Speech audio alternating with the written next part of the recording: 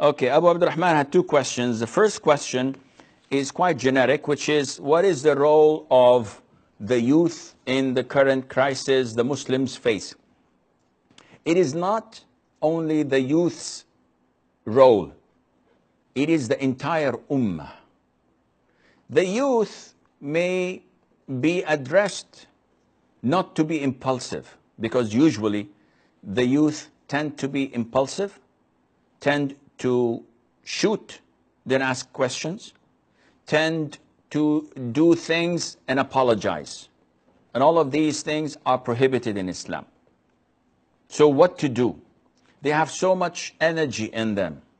They have so much zeal and the need to act. However, this has to be harnessed by the scholars, by the elders, by the people of wisdom, who themselves may not be able to act like them and do the things they can do or achieve what they can achieve, but at least they can give and share with them some of their own wisdom and experience. So the most important thing for the youth is to have scholars leading them, real scholars of Islam, not social media scholars, not muftis from here and there, whether they are bought by the governments or they are self-acclaimed. You have to go to the real scholars who follow the Quran and the Sunnah. Like Sheikh Ibn Uthaymeen said, may Allah have mercy on his soul, there are three types of scholars. Scholars of the state, who gives fatwa according to what the governments want, tailor-made. And scholars of the nation. Whatever the majority of the people want, they give them fatwa. Not according to what pleases Allah Azza wa Jal, but rather according to the masses. We want numbers, we want quantities. We're not interested in qualities anymore. And the third type are the scholars of the millah, of the deen. And these are few, but they are known. They don't fear except Allah Azza wa Jal. And they weigh the pros and cons, and they do not give fatwa according to what the masses want to hear, nor what the state wants to hear. So the youth have to abide and have to follow such scholars. As for the general ummah, the crises that we are seeing, these calamities are caused by our distance from Islam.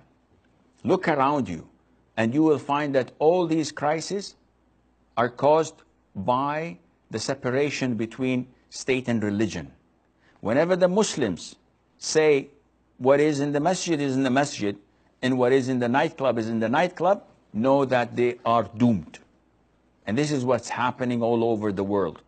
We have to go back to square number one. The Prophet said, alayhi salatu wasalam, Islam started strange, and it will get back to becoming strange.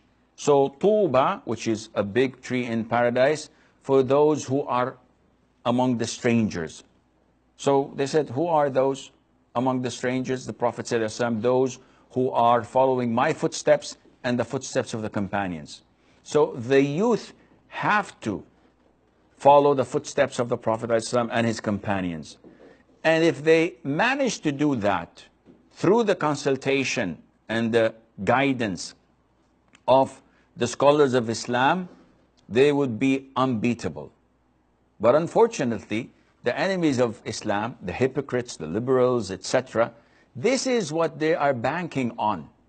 Separate the youth from their scholars, discredit scholars, tarnish their reputation, accuse them of not knowing anything in this world, accusing them of being petrodollars or scholars for dollars or milkshakes instead of sheikhs, as they claim. All of these words are similar to the words that were used against our Prophet ﷺ, which means that they are walking the same path for being harassed and abused in the same fashion of that the Prophet ﷺ was abused. So this is what I would advise the youth, that they have to abide by their scholars, acquire knowledge, learn the Quran, learn the Sunnah of the Prophet ﷺ, implement it in their lives, walk the talk, and inshallah our calamities will be solved.